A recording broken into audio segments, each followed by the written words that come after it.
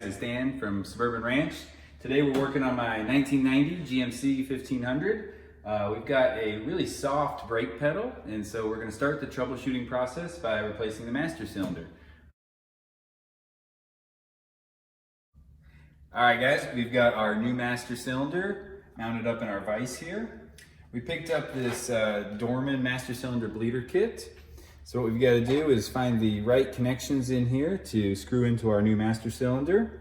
We'll run the lines that come with it up into the tank. We'll fill it with oil, and then we'll start pumping the actual cylinder here until we see all of the air come out of those lines, and then it'll be ready to install in the truck. So this is called bench bleeding. So we're going to get started here in just a second. We've got our fittings installed, and our hoses just slip over the barbs on those fittings.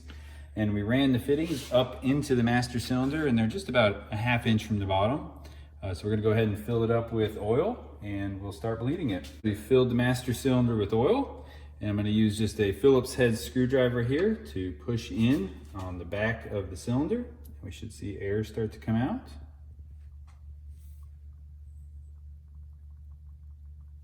You can see all the bubbles coming out.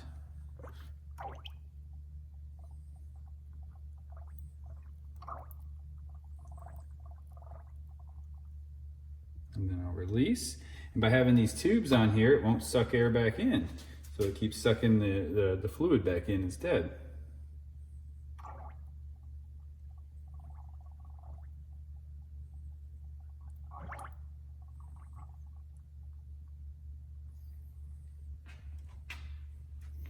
And we'll just keep doing this until there's no more bubbles. We've been bleeding it here for just a couple of minutes, and I think we've got all the air out of the system, so I'll show you what that looks like now. So as we push, you can see the fluid rising there, but you don't see any new air bubbles coming up. So now, should be ready to install in the truck. All right guys, so we're here at the truck. The next step is to remove the old master cylinder. So we've got two lines coming in, one for front and one for rear brakes. So what you want to do is actually break your lines loose before you unbolt the master cylinder. It's just easier to get these lines off before you loosen up the master cylinder and it's moving all over the place. One good tip for you is to pick up a set of line wrenches. So these will keep you from rounding off the nuts. So if you just use a regular open end wrench, you're only really holding the two flats, where this one will hold multiple sides of the nut, and it can still slide over the line. And these two are 14 millimeters on this truck. So we'll go ahead and remove those two lines.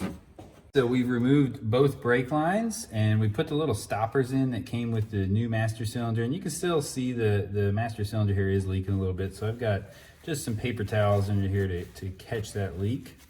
So the next step is there's two bolts holding this master cylinder on. I've got a 15 millimeter socket on there and just a little U-joint, and we're gonna go ahead and loosen those and pull this master cylinder off.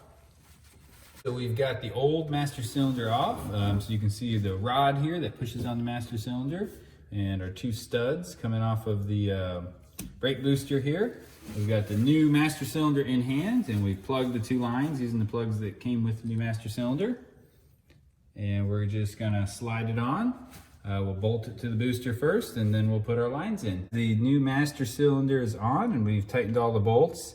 So the nuts here from the master cylinder to the booster, the torque spec there is 20 foot-pounds.